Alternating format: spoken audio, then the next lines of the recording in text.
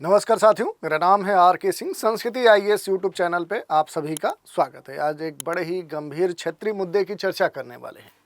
ये मुद्दा जुड़ता है कहाँ से? तो पूर्वोत्तर का जो राज्य है मणिपुर में देखें तो एक बार फिर से तनाव बढ़ चुका है। वहाँ के 5 जिलों में इंटरनेट सेवा पूरी तरह से ठप हो चुकी है और विभिन्न जिलों में निषेधाज्ञा लागू हो चुकी है। तो इसी घटनाक्रम की हम चर्चा करने वाले हैं।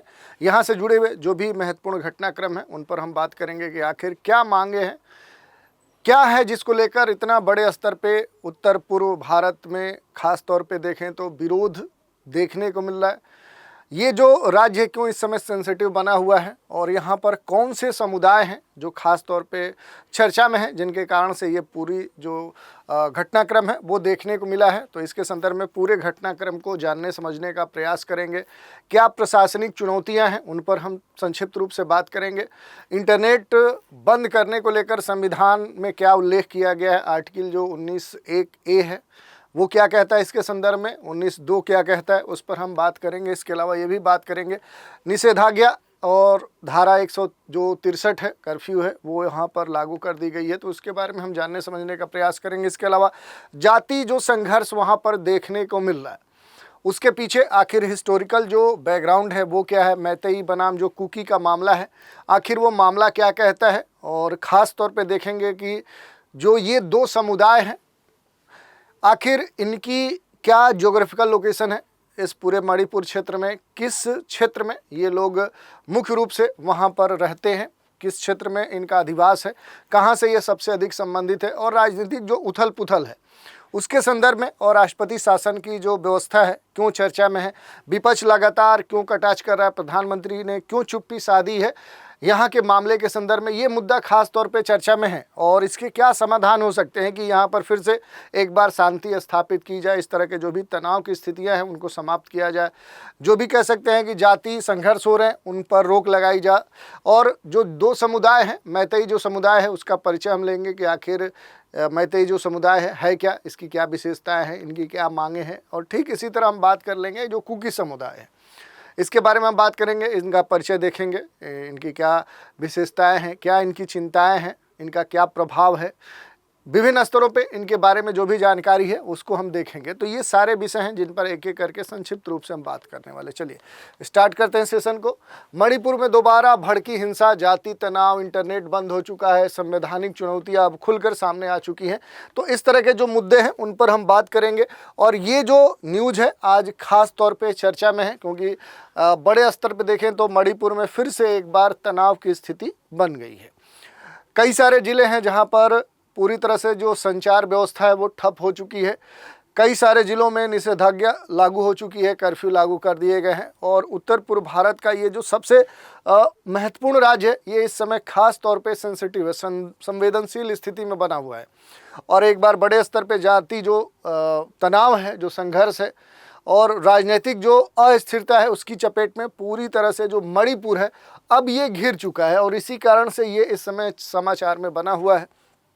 खास तौर पे देखें तो 7 जून की रात को जो मैतेई संगठन है, मैतेई संगठन जो आरामबाई तेंगोल है उसके जो नेता कानन सिंह है उसकी गिरफ्तारी ने राज्य में फिर से एक बार जो हिंसक प्रतिक्रिया है उसको उभार दिया है। और यहाँ पर पूरा जो घटनाक्रम है उस तरह से कहीं ना कहीं देखें तो जो दबा हुआ तनाव था अब वो उभर कर आ चुका है। और बीते 2 वर्षों में देखें तो मणिपुर की जो सामाजिक संरचना है वो एक तरह से सुलग रही है, जल रही है। अब देखने वाली बात है कि इसको कैसे कह सकते हैं कि समाप्त किया जाता है, इस पर कैसे नियंत्रण लगाया जाता है, ये सबसे महत्वपूर्ण बात है। अब थोड़ा सा जो महत्वपूर्ण घटनाक्रम है उसकी हम चर्चा कर लेते हैं कि क्या हुआ है और क्यों हुआ है। तो देखिए, जो गिरफ्तारी की हमने बात की वही मूल मुद्दा है। नेता की जो पहचान है कानन सिंह की, आराम जो बाई तेंगोल जो संगठन है उससे जुड़े हुए नेता हैं जिन पर एक अतिरिक्त पुलिस अधीक्षक के आवास पर हमले और एक सरकारी अधिकारी के अपहरण का क्या था, आरोप था। और इसी के संदर्भ में जो गिरफ्तारी हुई, इम्फाल का जो क्वाइकेथल है और जो उरीपोक है उसी इलाके में विरोध जो प्रदर्शन है वो स्टार्ट हो गया, जिससे यहाँ पर बड़े स्तर पे देखें तो जो भीड़ है उन्होंने सड़कों को जाम कर दिया, टायर्स जलाए, इस तरह के व्यवधान जो हैं वो उत्पन्न किए। प्रशासनिक जो कार्रवाई इसके संदर्भ में हुई है वो महत्वपूर्ण है। जो निषेधाज्ञा है वो लागू कर दी गई धारा 163। इम्फाल पश्चिम और इम्फाल पूर्व, थौबल और काकचिंग जो ज़िले हैं वहाँ पर सार्वजनिक जो भी कह सकते जमावड़े हैं, इकट्ठा होने की बात है, जो प्रदर्शन है उस पर पूरी तरह से क्या कर दिया गया है, प्रोहिबिशन लगा दिया गया, प्रतिबंध लगा दिया गया। कर्फ्यू, बिशुनपुर ज़िले में कर्फ्यू लगा दिया गया है जो काफ़ी सेंसिटिव है। इंटरनेट पूरी तरह से बंद कर दिया गया है और 5 राज्यों में खास तौर पे सुरक्षा को ध्यान में रखते हुए इस तरह की जो कह सकते हैं कि प्राथमिक एक पहल है वो सरकार के द्वारा कार्रवाई के स्तर पे की गई है। पूरे प्रक्रिया के संदर्भ में, घटनाक्रम के संदर्भ में देखें तो जो प्रशासनिक प्रतिक्रिया है, जो संवैधानिक पहलू है, उसकी अगर बात करें तो जो इंटरनेट बंद करने का प्रशासन के द्वारा कार्रवाई की गई है, ये कहीं ना कहीं संविधान में जो भी उल्लेख किया गया है लोगों के अधिकार का, उसको चुनौती देता है मामला। अनुच्छेद जो 19(a) है, ये कहीं ना कहीं जो अभिव्यक्ति की स्वतंत्रता है, अभिव्यक्ति की जो स्वतंत्रता है उसको कहीं ना कहीं ये चुनौती देता है। तो इस कारण से जो अभिव्यक्ति की स्वतंत्रता है वो क्या है कि उसका हनन यहाँ पर देखने को मिल रहा है। ये एक अधिकार है जो हम सभी नागरिकों को, देश के सभी नागरिकों को प्राप्त हुआ है। तो यहाँ पर इंटरनेट जो बंद किया गया, ये कहीं ना कहीं अधिकारों के हनन का एक जो मामला है उस संदर्भ में देखा जा सकता है। दूसरा क्या है कि आर्टिकल 19(2) जो है ये राज्यों को प्रतिबंध लगाने का एक तरह से अधिकार देता है यदि कानून व्यवस्था प्रभावित होती है। तो ये भी महत्वपूर्ण बात है क्योंकि ये जो हमारा संविधान है ये राज्यों को कुछ खास अधिकार प्रदान करता है। किस संदर्भ में कि अगर उन्हें लगता है कि कानून व्यवस्था बिगड़ रही है तो उस व्यवस्था को बिगड़ने से बचाने के लिए अगर प्रभावित हो रहा है तो इस तरह का राज्य को कुछ प्रतिबंध लगाने का अधिकार हमारा संविधान देता है। तो इस तरह की बातें हैं। सुप्रीम कोर्ट के अनुसार देखें तो अनुराधा भसीन जो बनाम भारत सरकार का 2020 का मामला है, इसके अनुसार इंटरनेट सेवा क्या है कि जीवन और स्वतंत्रता का क्या है, एक पार्ट है और इसकी बंदी अनुचित अवधि के लिए नहीं की जानी चाहिए। तो ये बात की जा रही है और इसको जोड़कर देखा जा रहा है यहाँ पर, जैसे कि जीवन और स्वतंत्रता के अधिकार के तहत इसे शामिल किया गया है। तो ये एक बड़ा मुद्दा है, इससे जुड़े हुए आपके प्रश्न भी पूछे जा सकते हैं। दूसरी बात निषेधाज्ञा है 163 की धारा और कर्फ्यू नागरिकों को एकत्रित होने, विचार प्रकट करने और इसके साथ ही विरोध करने के जो भी मूलभूत अधिकार हैं उन पर अस्थायी तौर पर ये क्या करता है, प्रतिबंध लगाता है, जो केवल सार्वजनिक शांति बनाए रखने के लिए क्या है ये लागू होते हैं। कर्फ्यू और जो भी निषेधाज्ञा है इसका जो उपयोग है अस्थायी और न्यूनतम समय के लिए होना चाहिए, अन्यथा ये लोकतांत्रिक जो हमारे मूल्य हैं, हमारे जो अधिकार हैं उनको क्या करते हैं, ये कम करते हैं, उन पर आघात करते हैं। तो ये पूरा मामला हमने देखा। इसके अलावा अगर हम बात करें तो जो भी जाति संघर्ष है इसका जो बैकग्राउंड है, मैतेई बनाम कुकी, ये जो दो मणिपुर के 2 बड़े समुदाय हैं इनके बीच में लगातार जाति जो संघर्ष है ये लंबे समय से चल रहा है। ख़ास तौर पे जो एसटी दर्जे की मांग है और जो हाई कोर्ट का इस मामले में आदेश आया था तब से कहीं ना कहीं एक देखें तो तनाव की स्थिति देखने को मिली। और ये घटनाक्रम मूल रूप से देखें तो मार्च 2023 में है, जब मणिपुर हाई कोर्ट ने राज्य सरकार को जो मैतेई समुदाय है उसको अनुसूचित जनजाति का दर्जा देने पर शीघ्र विचार करने को कहा था। और ये जो यहाँ पर कोर्ट का आदेश आया, फिर पहाड़ी क्षेत्रों में रहने वाले जो भी कुकी जनजाति हैं उनको राजनैतिक और भौगोलिक जो असुरक्षा है उसका कारण लगा और 3 मई 2023 को भीषण जाति जो संघर्ष है वो मणिपुर में देखने को मिला। बड़ी संख्या में वहाँ पर देखें तो एक तरह से झड़पें हुई, हिंसा के कई सारे मामले दर्ज हुए और उस कारण से देखें तो बड़ी संख्या में जो लोग हैं वो इस तरह के जाति संघर्ष में मारे गए। हजारों लोग राहत शिविरों में कहीं न कहीं रहने के लिए मजबूर हुए। मिजोरम, नागालैंड जैसे जो पड़ोसी राज्य हैं वहाँ पर काफ़ी संख्या में लोग मणिपुर से पलायित हुए। सार्वजनिक जो संपत्ति थी, स्कूल, सड़कें, पुलिस चौकियाँ, ऐसे जो भी सार्वजनिक कह सकते हैं कि स्थल थे वो बड़े स्तर पर क्षतिग्रस्त किए गए। तो इस तरह की जो घटनाएँ हैं वो मणिपुर में देखने को मिली। 2 समुदाय हैं, इनकी असुरक्षाएं और शिकायतों की अगर हम बात करें तो जैसे अगर जनसंख्या की बात करें तो मणिपुर में जो मैतेई समुदाय है, ये जो समुदाय है ये क्या है, ये बहुसंख्यक है और इनकी जो उपस्थिति है मूल रूप से क्या है कि घाटी क्षेत्र में है। दूसरी तरफ से क्या है कि जो कुकी समुदाय है ये क्या है, ये यहाँ पर अल्पसंख्यक है और इनकी जो अवस्थिति है मणिपुर में वो पहाड़ी क्षेत्र में है। अब मांग के स्तर पे देखें तो देखिए एसटी का दर्जा, तो एसटी के दर्जे की मांग कर रहे हैं कौन, यहाँ पर मैतेई समुदाय, और कुकी जो समुदाय है ये इसका विरोध कर रहे हैं। राजनीतिक पहुंच की बात करें तो ये अपेक्षाकृत मजबूत हैं मणिपुर में, इनकी जो राजनीतिक पहुंच है वो अधिक है, इनका सीमित प्रतिनिधित्व है और इस कारण से कहीं न कहीं एक तरह से देखें तो ये यहाँ पर इनसे कहीं न कहीं दबाव की स्थिति में है। आरोप की बात करें तो जो कुकी उग्रवादी हैं उनसे राज्य को खतरा है, इस तरह का जो आरोप है वो मैतेई समुदाय लगाता है। और यहाँ पर जो कुकी समुदाय है ये कहता है कि जो मैतेई हैं ये उग्र संगठनों के द्वारा हमारा उत्पीड़न करते हैं। तो दोनों का आरोप एक दूसरे के ऊपर है। संगठनों की अगर भूमिका की बात करें तो अरामबाई, तेंगोल और मितेई जो लिपुन है यहाँ पर ख़ास तौर पे इनके द्वारा कई सारे जो संगठन है वो स्थापित किए गए हैं और इनके द्वारा भी कई सारे जो संगठन हैं वो बनाए गए हैं। तो इस तरह की बातें हैं और इसी के संदर्भ में देखें तो कई सारी खुलकर बातें आती हैं एनआईए की जो भूमिका है और जो विवाद है, क्योंकि एनआईए के द्वारा पहले केएन नेता जो गंगटे हैं उनकी गिरफ्तारी और फिर जो मैतेई नेता कानन सिंह है इनकी गिरफ्तारी से दोनों पक्षों में अलग अलग एक तरह से बंद विरोध, जाति संघर्ष देखने को मिला। इससे ये तो क्लियर हो गया कि राज्य में जो भी न्यायिक प्रक्रिया है उसको पक्षपाती रूप से देखा जा रहा है, जो कहीं न कहीं शांति जो प्रक्रिया है उसमें सबसे महत्वपूर्ण बाधा उत्पन्न कर रही है। अब यहाँ का पूरा जो राजनीतिक उथल पुथल वाला जो माहौल है और जो राष्ट्रपति शासन है इसकी जो मांग है लगातार बनी हुई है। फरवरी 2025 में जो मुख्यमंत्री एन बीरेन सिंह थे उन्होंने क्या कर दिया, वो इस्तीफा दे दिए। बीजेपी के जो भी अंदरूनी विरोध हैं, जो हिंसा है उससे निपटने में विफलता के चलते इन्होंने अपने पद से इस्तीफा देना पड़ा, छोड़ना पड़ा और तब से राज्य में क्या है कि राष्ट्रपति शासन लागू कर दिया गया है और केंद्रीय गृह मंत्रालय की सीधे देख रेख में जो पूरा राज्य का प्रशासन है वो संचालित हो रहा है। और इसी के संदर्भ में जो विपक्ष है वो लगातार आरोप प्रत्यारोप लगा रहा है। और यही नहीं, कांग्रेस जो नेता जयराम रमेश है उन्होंने तो ट्वीट किया कि 5 जिलों में हिंसा जारी है, प्रधानमंत्री अब तक मौन क्यों है, क्या वह कभी मणिपुर का दौरा करने जाएंगे, या राजनीतिक जो जवाबदेहिता है उस पर जो गंभीर प्रश्न है उस पर प्रधानमंत्री क्यों नहीं बोलते हैं।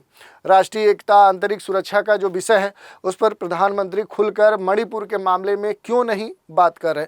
तो इस तरह की जो बातें हैं वो देखने को मिल रही हैं और ये पूरा आपके सामने एक जो पूरा घटनाक्रम है मणिपुर हिंसा का कि कुकी वर्सेस जो मैतेई है कि 3 मई 2023 से शुरू हुआ और अब तक देखें तो 250 से अधिक लोग इसमें मारे जा चुके हैं, 1000 से अधिक लोग जख्मी हैं। मणिपुर की जो आबादी है उसमें देख सकते हैं कि जो मैतेई हैं वो 53% है, ज़्यादातर इम्फाल घाटी जो है वहाँ पर ये इनका संकेंद्रण है।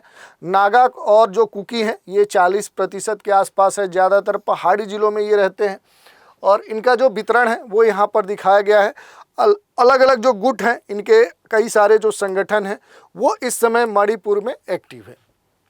क्या समाधान हो सकता है, तो देखिए सबसे महत्वपूर्ण बात यह है कि एक तरह से देखा जाए कि जो वास्तविकता है उसको ध्यान में रखते हुए मेल मिलाप अगर यहाँ पर बनाया जाता है तो यहाँ की स्थितियों को कहीं ना कहीं सामान्य किया जा सकता है। सभी पक्षों की बातें सुनने और समाधान प्रस्तुत करने के लिए एक न्यायिक आयोग का गठन किया जाना चाहिए। संवाद और मध्यस्थता सबसे महत्वपूर्ण बात है। केंद्र सरकार के द्वारा जो भी प्रतिनिधि नियुक्त हों दोनों समुदायों से वो बात करें।